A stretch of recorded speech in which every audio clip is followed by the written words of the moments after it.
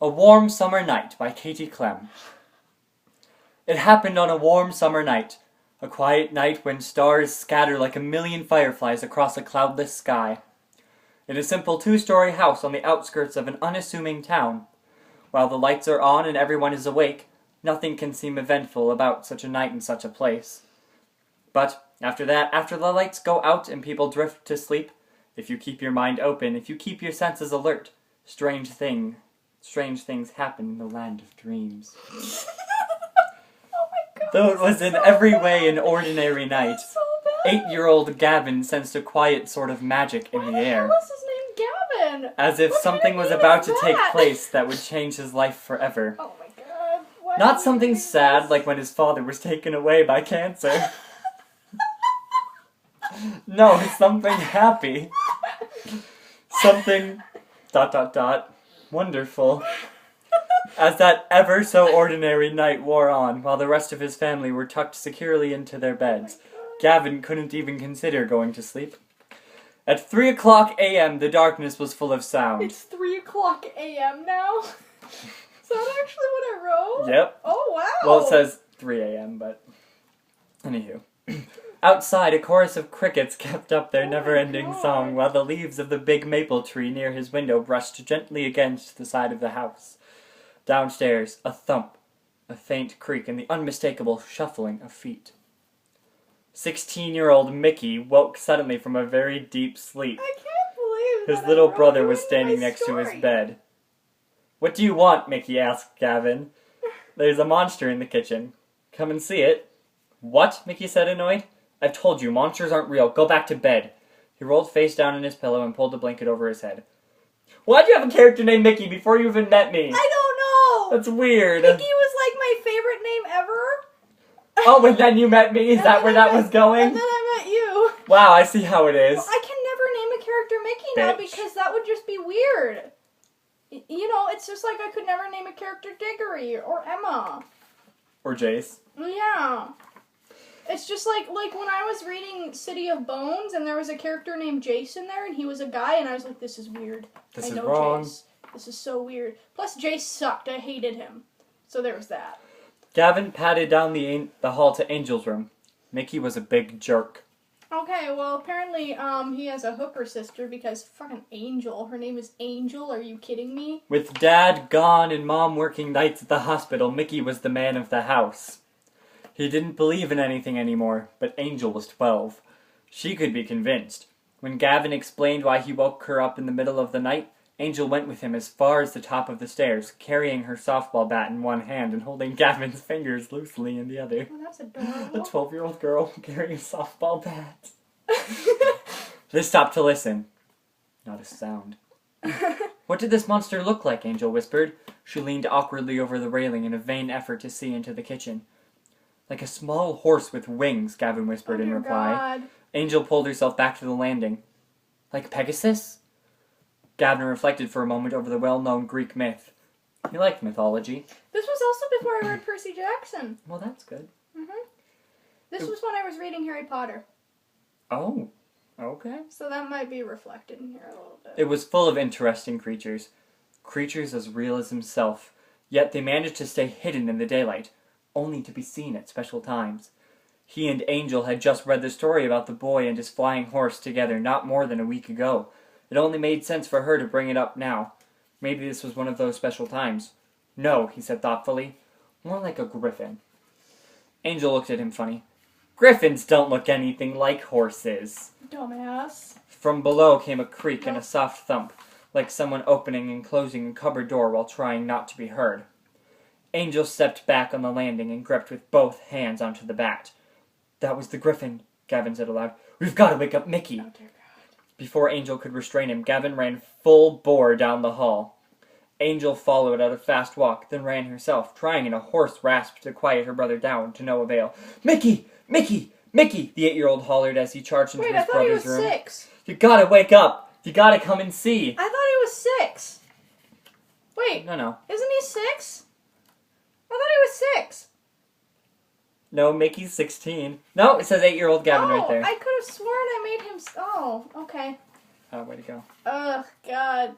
I can't believe we're reading this. Mickey bolted upright. Gavin was hollering and pounding with both palms on the side of his bed. "What is wrong with you?" he growled at the annoying little brother. "There's a griffin in the kitchen," Gavin shouted. A loud crash of dishes followed by noisy shuffling resonated up the stairs. Gavin, Angel, you're dumb shit. who was just arriving at Mickey's room, jumped inside and let out a shriek. Instantly, Mickey was on his feet. "Listen," he rasped to his younger siblings. "There's someone in the house. You two go back to your rooms and stay put. I'll go downstairs and check it out." "No way," Angel whined through chattering teeth. "I'm not going anywhere by myself." "It's the griffin," Gavin insisted. "You'll do as I say," Mickey told his sister. "And stop that whimpering before you hyperventilate." She shook her head insistently as she struggled to take normal breaths. "And you," Mickey scolded Gavin, "go to your room and keep your mouth shut." God, what? Does she have, like, friggin'... Does she have asthma? Yep, I guess so. Apparently. Mickey went to his closet and drew the putter from his bag of golf clubs. Who keeps a bag of golf clubs in their closet? What kind of 16-year-old golfs? My brother did when he was 16, but my The brother... putter was a good choice. It was short and easy to wield, as if he had to hit some intruder over the head. The putter would make the biggest dent. Oh, dear God. When he reached the top of the stairs, Mickey turned and found both siblings, huddled close together, dogging on his heels. "Oh, what was the use? They never did anything," he said. "All right," he grumbled softly. "Come on, but stay behind me, and be ready to run." The kitchen itself was dark, Dark. but the refrigerator was hanging open, and in the narrow beam of light that spilled out, Mickey saw food and broken dishes strewn across the floor. Why were there dishes in the fridge? The cupboards were open too. Apparently. "Stupid dog," he moaned. "How did she get out of her kennel?" Because obviously a dog can open a fridge, apparently. At least this Mickey's really dumb, too, apparently. You should be honored that I never Thank named you, another Peggy. character Mickey. "It wasn't Kit," said Angel, clinging tightly to his arm. She pointed with her free hand to a smattering of large brown feathers that lay amid the mess. The steady, muffled barking from the basement confirmed that Angel was right. The golden lab was still in her cage, where Mickey had taken to keeping her at night to avoid incidents, How much longer is this just game for? such as this. Oh, dear God. It goes on for a while. But if the dog was Oh. innocent, then what could be large enough to open the fridge and cause the disaster on the kitchen floor? Because griffins can open fridges as well, apparently. Apparently. "Those are griffin feathers," Gavin assured him. "Stop it," Mickey ordered. "No more." A rustling could be heard inside the pantry. Still wielding his putter, Mickey instinctively drew a butcher knife from the woodblock on the counter. Oh! Wow. What kind of 6th grade did you have? Stepping barefooted past the I mess, had no friends in 6th grade. That he must have been what it cautiously was. approached the waiting door. Angel, bat still in hand, followed close behind.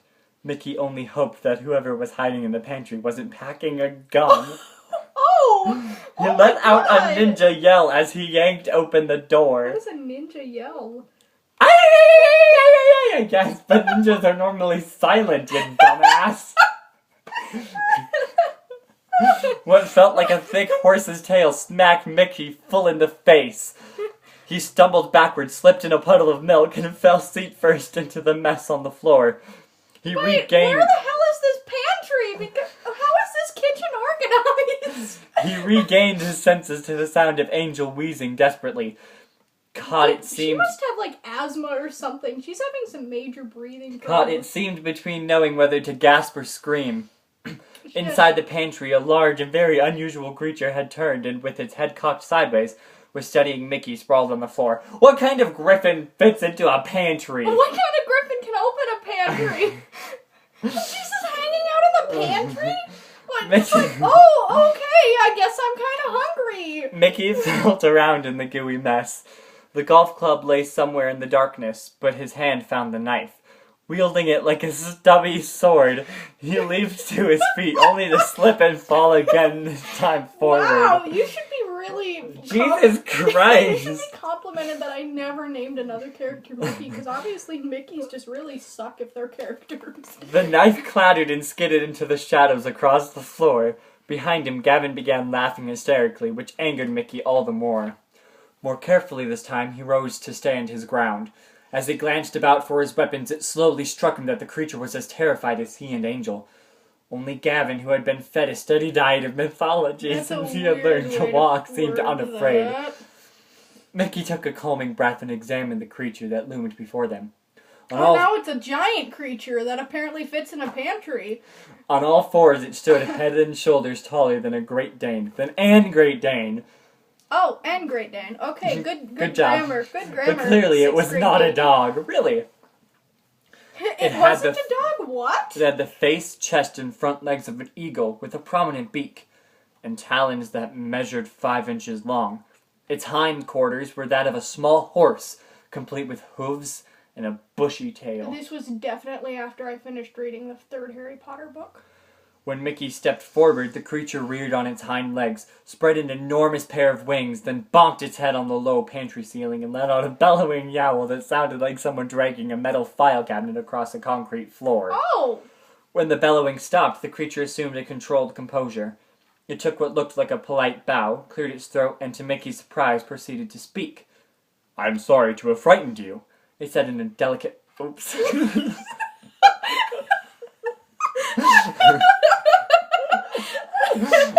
My bad. "I'm sorry to have frightened you," it said in a delicate female voice glazed with a French accent. "My name is Blanche. That means white." Oh, wow. "What That sounds like are that's- you?" Angel that stammered, sounds like a hooker too, Blanche. still wielding the A bat. really uncoordinated hooker. But "I'm a hooker hippogriff." nonetheless. "A what?" Mickey was still certain whether the creature was real or imagined. Copying from Harry Potter, "A yay! hippogriff, of course," said Angel. "I should have known. What is a hippogriff?" "Hello," Angel retorted to Mickey. "You saw the third Harry Potter movie. Don't you remember Buckbeak?" Oh! Well, there you go. Mickey scowled. "That's fiction." Oh, "Obviously not." Angel gestured toward the creature, standing halfway in and halfway out of the mother's pantry. It's not their father's pantry. Oh, that's right, he died. He has was cancer. taken away by cancer. But it talked, Mickey argued. "Duh!" "Okay, fine, so what is it doing in our house?" "I'm looking for something," said Blanche. Why the She hell are shoved- you in the pantry then? She shoved her beak into a leather pouch draped loosely over her neck and produced a photograph of a necklace. Oh wow, she's a really coordinated thing. Mickey cautiously took the photo from the creature's beak and gave it a once-over. And apparently she didn't stab it somehow. It showed a golf ball-sized purple stone set into a heavy silver pendant and chain. He shrugged, unimpressed. "You trashed our kitchen for this? Why would you look in the fridge? Nobody keeps jewelry in the fridge." At least you were a smart 6th grader. Okay. "I was hungry," said Blanche. "That breaded barnyard fowl in the red and white bucket was rather tasty." Angel spotted the container laying sideways in the mess. "You ate our KFC? You pig! I was saving that for my school lunch." "Oh my god, Angel's a fat ass!" "Is this a black family too?" Jesus Christ! "Can we..." "Not a pig," Blanche corrected. "A hippogriff. I've come a very long way." That is like the most not pretty word ever for a creature too. It's a hippogriff. "Can we get back to what we're doing here?" said a frustrated Mickey. "What's Oh the my deal God. with the necklace?" "It's not just any necklace," said Blanche. It's It's a- special." It's a magical necklace. "Oh no, it's special. Not it's special, it's special." It's special. It's special. It's special. It protects us from hunters and gives us an extra dose of courage when needed. Oh. "Why would it be in our house?" Angel asked. Blanche sighed as she prepared to tell her tale. Oh, it's a big dramatic story, isn't it? Oh. 5 centuries ago, the stone for this necklace was hand-carved out of amethyst by black-bearded dwarves of Navarre. Oh dear God. That's a region in central France that was once known for fine quality magical jewelry. Was it really? Really? It was meant as a gift from King Henry IV to the leader of our clan, Well, at least it wasn't Henry VIII. Because in that would've exchange for really helping sucked. him defeat his rivals for the throne. He also promised to grant rights to all mythical creatures living in France. Fuck you! You don't need rights! Unfortunately, King Henry was assassinated in think they are, 1610, and the necklace, along with all of King Henry's goodwill, was lost. Dun dun dun. "That's very sad," said Angel on the verge of tears. Who would cry at that? Oh dear God, apparently she's not only a fat ass, she's an emotional prostitute. She's 12. God, fucking hormones. Yes, said Blanche. Very sad indeed. I don't think that's sad at all. I think that's really stupid. Why? The good news is that 70 years ago, our great-grandfather found and purchased that very necklace in a pawn shop while he was working in Marseille. And I don't know why she knows that, or why she knows that it's their grandfather. What the fuck? Why is a hippogriff buying necklaces? No, their great-grandfather. Okay, I see now. It says your great-grandfather. Okay, I see. Being a jeweler himself, he recognized the stone from a description he had seen in a book, but he did not know its magical qualities. Mm-hmm. They never put information like that in a history book, you know. He photographed it and brought it home with him to Chicago, where he put it on special display in his shop. Shortly after that, he began to receive death threats. Oh! And later that year, both he and the fabulous necklace had disappeared. What kind of writer were you? What the hell? Get a better childhood. Oh, dear God. We've always been told that our great-grandfather was killed and his store was robbed, Mickey said. Are you suggesting that he may in fact have gone into hiding? That I do not know, said Blanche, but after your parents were married, they received a gift in the form of a silver necklace with a purple stone. It was sent to them special delivery, without identifying either the contents or the sender at this address. How do you know all this? Angel demanded. Have you been spying on us? Blanche laughed a strange creature sort of laugh. What is that like? I am part of a secret order within our clan, whose mission for the past 500 years has been to track down and recover the necklace, and thereby restore to my kind the protection for which it was intended. It's a fucking necklace! Get over it! Without it, the hippogriffs everywhere will continue to die.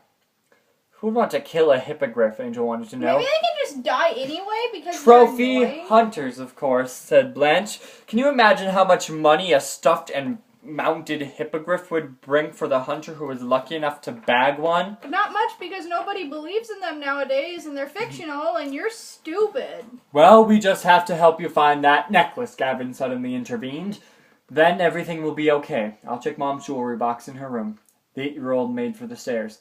Hold on, Mickey ordered. You're not going anywhere. How do we even know this thing is telling us the truth? Because hippogriffs never lie, Gavin insisted from the bottom step. They don't know how. Isn't that right, Angel? That's what you said. It's not in Mom's jewelry box, Angel responded. I know. I try her stuff on all the time. There's no necklace like the one in that picture. And it for sure isn't in the kitchen. Only an idiot would look for jewelry in the pantry. It's probably in her hope chest if she got it as a wedding gift. Shots were fired. That's where she keeps all her memories of Dad. What are you talking about? Mickey said angrily. One, we are not snooping through Mom's stuff for this creature who came here uninvited. Second, Mom's going to be home at 6, and we've got to get this mess cleaned up before she sees it and freaks out. And you don't think a hippogriff in her kitchen will be cause enough? Angel said. Right. If we want to get Blanche out of the house before Mom comes home, we've got to help find that necklace now. Without waiting for Mickey to agree, Gavin turned and thumped up the stairs. Apparently he walks really, really loudly for a little tiny person. Angel followed close behind.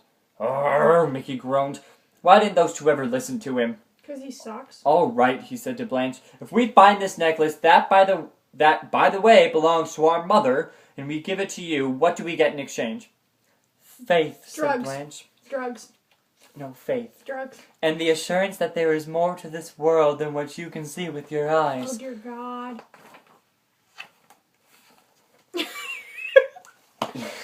The end! No. It's a fuck-ass kind of...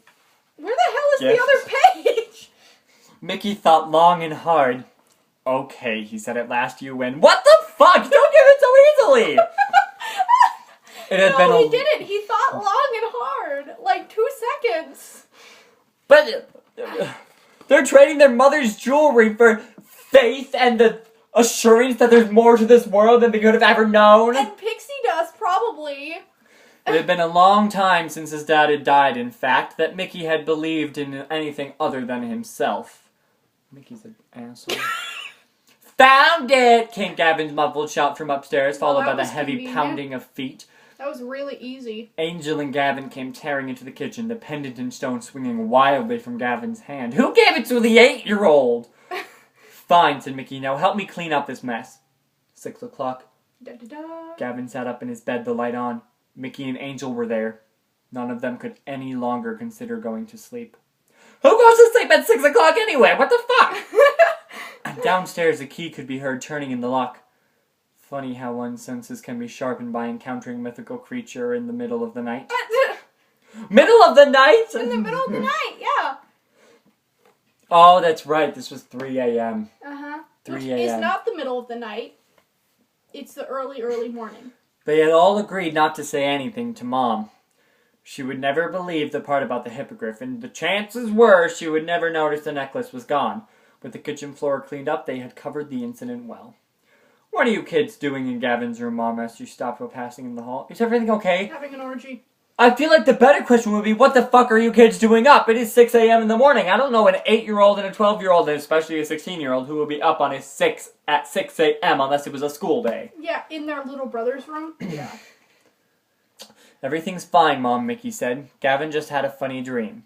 Speaking of dreams, Mom said, I must be really exhausted. Pulling into the driveway, I thought I saw a horse run across the backyard and leap over the fence. But of course, when I went around and checked, there was nothing there. Good night, Mom, the kids chimed. Good night, she said. It's 6 in the morning. Yeah, she's tired. By the way, who made that mess in the pantry downstairs? There are cans of food and some kind of strange feathers all over the floor. The end.